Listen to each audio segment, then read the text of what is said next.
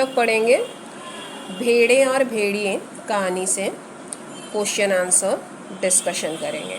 उससे पहले थोड़ा सा परिचय इसके लेखक हरिशंकर परसाई जी के बारे में।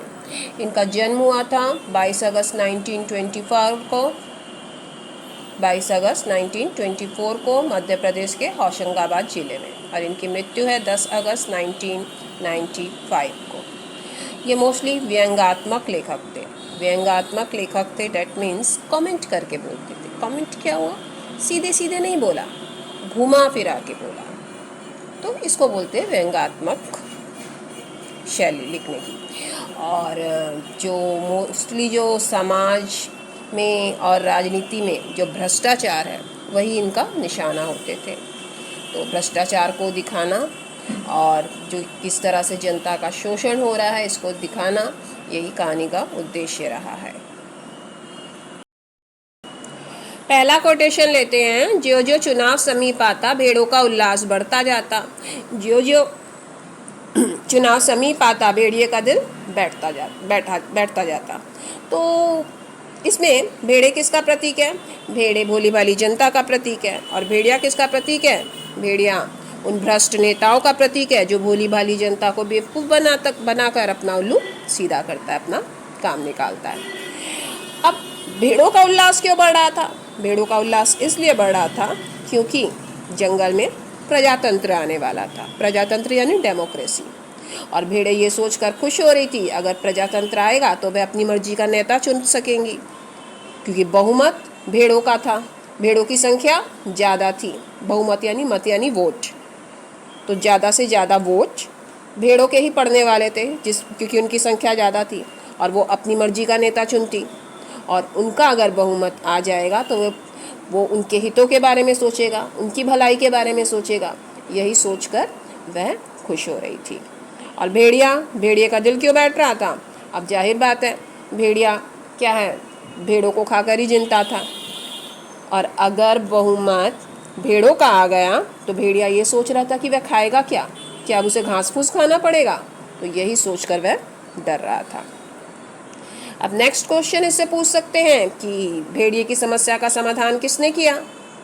तो भेड़िए की समस्या का समाधान सियार ने किया था। कैसे किया था? तो उसने सबसे पहले भेड़िए का रूप बदला था। नेक्स्ट पेज में मिलेगा इसका आंसर। उसने भेड़िए का सबसे पहले रूप बदला था। मस्तक पर तिलक लगाया, गले में कंठी पहनाई और मुंह में घास के तिनके खोस दिए। तो क्या किया उसने? उसके भेड़िए के मस्तक में तिलक लगा के, ठीक, और गले में कंठी माला पहना के और मुंह में तिनके घास खोस के उसे जैसे साधु सन्यासी की तरह सामने पेश किया। और कुछ सियारों के द्वारा उनका प्रचार भी कराया कि अब क्या है, भेड़िया जो है बिल्कुल बदल गया है। अब वो बिल्कुल मांस नहीं खाता, भेड़ों को बिल्कुल तंग नहीं करता। अब उसको अपनी किए पर बहुत पछतावा है। और इस तरह से अफवाहें फैलाकर और इस तरह से भेड़ों के सामने लाकर वो भेड़ों को यकीन दिला देता है कि भेड़िया ही उनका सच्चा हितैषी यानी वेल विशर है। और इस तरह से भेड़िया उनकी बातों में आ जाती है और भेड़िए को ही अपना नेता चुन लेती है। नेक्स्ट क्वेश्चन आ सकता है कि नेता चुनने के बाद भेड़िए ने क्या नियम बनाए या क्या चेंजेस हुए? तो सबसे लास्ट में चले जाइए। तो वहाँ पर क्या नियम बना जब वो जीत गया? ये रहा, हर भेड़िए को सबसे पहले ये नियम बना कि हर भेड़िए को सवेरे नाश्ते के लिए भेड़ का एक मुलायम बच्चा, दोपहर में भोजन में पूरी एक भेड़ और शाम को स्वास्थ्य का ध्यान रखते हुए आधी भेड़ दी जाए। मतलब उसके बाद भेड़िए ने अपने हितों के हिसाब से, अपने फ़ायदे के हिसाब से नियम बनाए और भेड़ों का शोषण शुरू कर दिया। तो यही है। और इसका उद्देश्य क्या है? अगर इस कहानी के उद्देश्य की बात करें तो इस कहानी का उद्देश्य देश के भ्रष्ट नेताओं की पोल खोलना है। आज प्रजातंत्र डेमोक्रेसी के नाम पर जो हो रहा है, जनता नेता चुनती है। किस लिए चुनती है? कि वो उनके फ़ायदे का सोचेगा। और जब वोट लेने का समय आता है तो नेता बड़े बड़े वादे करते हैं और जनता उनकी बातों में आकर उसे अपना नेता चुन लेती है। सीआर जैसे लोग उनका प्रचार करते हैं, ऐसे भ्रष्ट नेताओं का, और जब जनता उन्हें अपना नेता चुन लेती है तो उसके बाद सारे वायदे भुला दिए जाते हैं।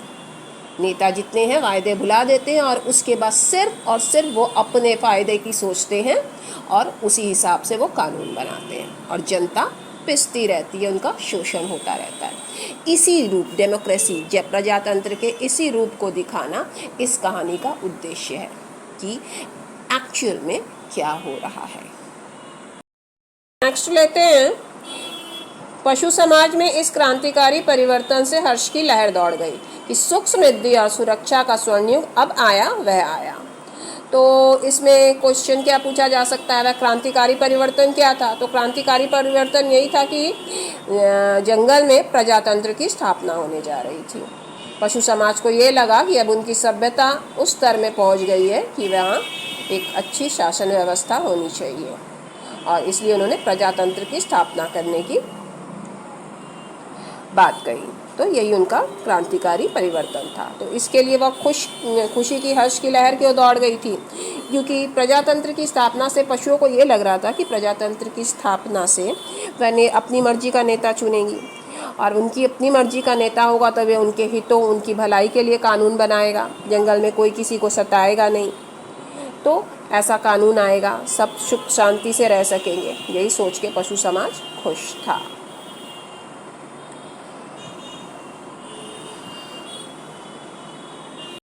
नेक्स्ट कोट लेते हैं, हर भेड़िए के आसपास 2-4 सियार रहते ही हैं। जब भेड़िया अपना शिकार खा लेता है तब ये सियार हड्डियों के लगे मांस को कुतर कर खाते हैं और हड्डियां चूसते हैं। ये भेड़ियों के आसपास दुम हिलाते चलते हैं, उनकी सेवा करते हैं। तो यहाँ पर सियार किसका प्रतीक है? सियार ये उन लोगों, चापलूसों का, उन चापलूस लोगों का प्रतीक है जो नेताओं, भ्रष्ट नेताओं के आसपास घूमते हैं, उनकी चापलूसी करते हैं और अपने फ़ायदे की सोचते रहते हैं।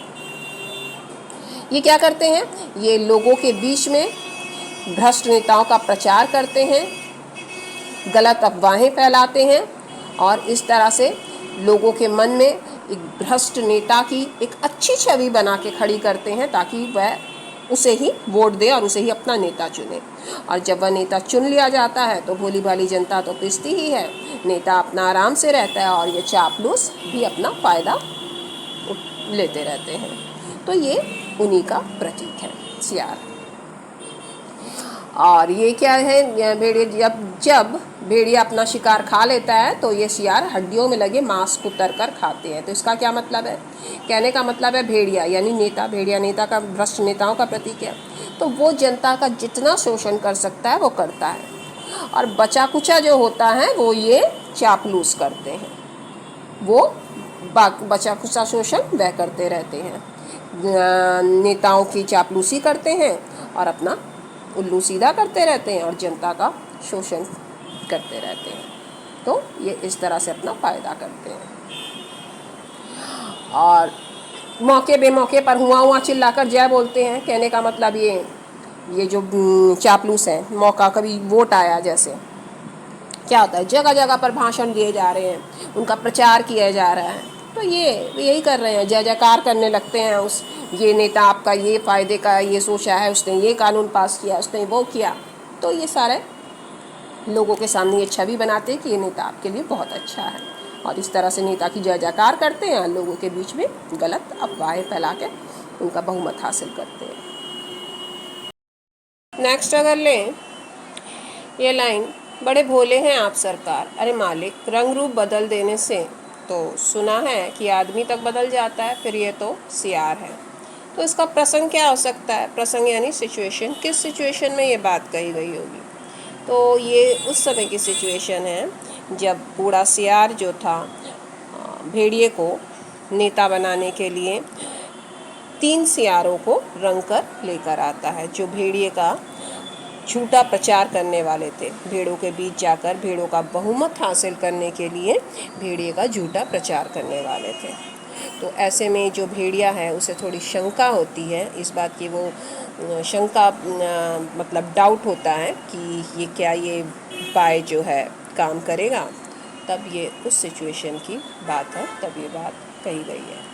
अब 3 जो सियार थे, नेक्स्ट क्वेश्चन आ सकता है, उसको बूढ़े सियार ने किन किन रंगों में रंगा था? तो ये रहा इसका आंसर ऊपर में। एक को उसने पीले रंग का रंगा था, दूसरे को नीले रंग का और तीसरे को हरे रंग का। तीनों सियारों को उसने किस रूप में पेश किया? तो जो पीला रंग का जो सियार था उसे विद्वान बना के वह ये बताया कि वह विद्वान है, विचारक है, यानी फिलोसोफर, और क्या कवि भी है, लेखक भी। तो पीले रंग का इस तरह से पेश किया, और नीले रंग के सियार को नेता और पत्रकार बताया, और हरे को धर्मगुरु। तो इस तरह से तीनों को रंग कर गलत तरीके से भेड़ों के सामने पेश किया। पीले रंगे सियार ने किस तरह से भेड़िए की तारीफ की? तो पीले रंगे सियार ने भेड़िए की तारीफ करते हुए क्या कहा कि जिस तरह से स्वर्ग में परमात्मा है, उसी तरह से पृथ्वी पर भेड़िया है। भेड़िया जी महान है, आप सर्वत्र व्याप्त है, मतलब है सर्वत्र व्याप्त है माने हर जगह मौजूद है, सर्वशक्तिमान है, बहुत ताकतवर है। इसीलिए आप अपने हितों को उनके भरोसे छोड़ दें और उन्हें ही अपना वोट दें। और नीले रंग के सियार ने किस तरह से तारीफ की? तो नीले रंग के सियार ने तारीफ करते हुए कहा कि निर्बलों यानी जो कमज़ोर है उनकी रक्षा कौन कर सकता है? बलवान ही कर सकते हैं। और भेड़े क्या है? कोमल है, नाजुक, निर्बल यानी नाजुक है, वे अपनी रक्षा नहीं कर सकती, और भेड़िया बलवान है, इसीलिए वह भेड़े जो हैं अपने हित जो हैं, अपनी भलाई को उसके हाथों में सौंप दें, मतलब उसे ही अपना बहुमत दे और अपना नेता चुन ले। तो इस तरह से तारीफ करते की। और फिर हरे रंग के सियार ने क्या उपदेश दिया? उसने कहा जो यहाँ त्याग करता है वह उस लोक में पाएगा। उस लोक माने क्या? ईश्वर लोक, ठीक है। और जो यहाँ दुख भोगेगा वह वहाँ सुख पाएगा, मतलब ऊपर जाके सुख मिलेगा। जो यहाँ राजा बनाएगा, मतलब नेता चुनेगा, वह वहाँ राजा बनेगा, माने स्वर्ग लोक में जाके वहाँ पर वो खुद राजा बनेगा। इसीलिए आप अपना वोट भेड़िए को ही। के शीर्षक की सार्थकता पर अगर विचार करें तो शीर्षक यानी टाइटल, तो ये शीर्षक कितना सही है, कितना सार्थक है। शीर्षक क्या होता है? कहानी की जान होता है। उस शीर्षक को पढ़ के पाठक यानी पढ़ने वाला एकदम आसानी से अंदाज़ा लगा लेता है कि कहानी किस विषय में होनी चाहिए, ठीक है। तो कहानी कैसी होनी चाहिए, तो उसको सहज ही अंदाज़ा हो जाता है। अब इस कहानी की बात आए तो कहानी में भेड़े हैं और सियार, ये 3 चीज़ जो हैं मेन कैरेक्टर हैं। भेड़े किसका प्रतीक है? भेड़े हैं भोली भाली जनता का। भेड़िए किसका प्रतीक है? भ्रष्ट नेताओं का। और सियार किसका प्रतीक है? सियार है चापलूस, जो भ्रष्ट नेताओं के आसपास घूमते रहते हैं। तो पूरी कहानी में भेड़े और भेड़िए ही हैं। जो भेड़े हैं भोली भाली हैं, सीधी सादी हैं, और भेड़िए क्या हैं? भ्रष्ट, भेड़ों को खाने वाले, ठीक है, उनका शोषण करने वाले। अब बहुमत जो है, बहुमत मतलब भेड़े जो हैं उनकी संख्या ज़्यादा है, और तो उनका बहुमत भी ज़्यादा है, तो वो जाहिर बात है वो नेता अगर चुनना चाहेंगी तो वो ऐसा ही नेता चुनना चाहेंगी जो उनके हितों यानी भलाई का ध्यान रखे। अब भेड़िया क्या है? अब भेड़िया अगर अपने मन की बात बता देगा तब तो उनको कोई नेता नहीं चुनेगा, तो वो तो भेड़ों को खाकर ही जिंदा है, उनका शोषण करके ही जिंदा है। तो वो ऐसे में क्या करता है? ऐसे में यहाँ कुछ सियार आते हैं जो कि चापलूस हैं, भेड़ियों का साथ देते हैं और उसका प्रचार करते हैं, और भेड़ों के बीच में अफवाह फैलाते हैं कि भेड़िया उनका सच्चा शुभ चिंतक है, मतलब वेल विशर है। और भेड़े भोली भाली हैं और वह उनकी बातों में आ जाती है और उन्हें लगता है कि भेड़िया उनका अच्छा शुभ चिंतक है, वह उनकी भलाई के लिए काम करेगा, उनके दुख दूर हो जाएंगे, और इसी बातों में आकर वह उसे अपना नेता चुन लेती है। और होता क्या है? नेता चुनने के बाद भेड़िया सबसे पहले नियम क्या बनाता है? उसे नाश्ते में भेड़ चाहिए, खाने में भेड़ चाहिए और रात को आधी भेड़ चाहिए। मतलब भेड़ों का शोषण अब और भी ज़्यादा होना शुरू हो जाता है। ठीक इसी तरह से हमारी आज की प्रजातंत्र की शासन व्यवस्था है। भ्रष्ट नेता क्या कर रहे हैं, पहले जनता के बीच में जो सियार जैसे चापलूस भेड़िए की गलत छवि बनाते हैं, उन्हें बहुत वेल विशर के रूप में, जनता के वेल विशर के रूप में दिखाते हैं कि वो आपकी बहुत हितों का ध्यान रखेगा, ऐसा करेगा, उनके आपकी भलाई के लिए ये करेंगे वो करेंगे, और जनता, भोली भाली जनता उनकी बातों में आ जाती है और उसे अपना नेता चुन बैठती है। और उसके बाद होता क्या है, जनता का शोषण।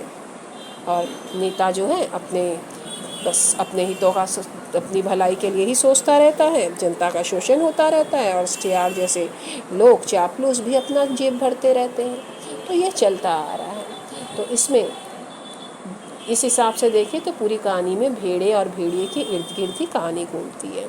तो इस हिसाब से भेड़ और भेड़िए शीर्षक पूरी तरह से सही और सटीक बैठता है।